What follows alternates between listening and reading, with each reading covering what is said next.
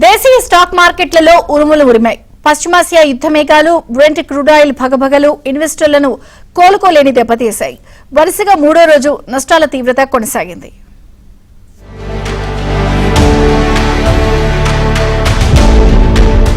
Middle east ఉద్రిక్తతలు, Brent crude ధర $95కు చేరటం, రూపాయి బలహీనత స్టాక్ మార్కెట్లను కుదిపేశాయి.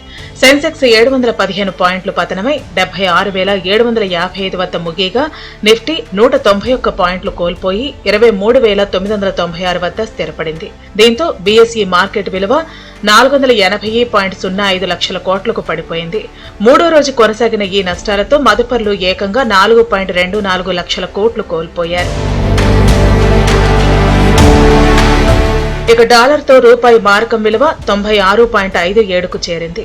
3 సెషన్లలో సెన్సెక్స్ 1400 పాయింట్లు, నిఫ్టీ 300 పాయింట్లు నష్టపోవడం మదుపర్లలో తీవ్ర ఆందోళన రేకెత్తిస్తోంది.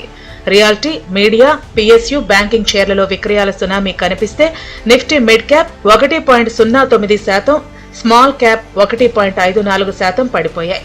IndiGo, doctor Reddy's, Jio financial, HDFC, ICICI, SBI, Infosys షేర్లు తీవ్రంగా నష్టపోయాయి.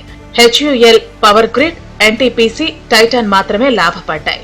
అంతర్జాతీయంగా బ్రెంట్ క్రూడ్ $94.74, బంగారం ఔన్సు $4,117.15 వద్ద ట్రేడ్ అవుతున్నాయి. రూపాయి బలహీనపడటం, అమెరికా దిగుమతి జనరిక్ ఔషధాలపై ప్రతిపాదిత సుంకాల పెట్టుబడిదారుల సెంటిమెంట్ ను ఎక్కువ ప్రభావితం చేశాయని నిపుణులు చెబుతున్నారు.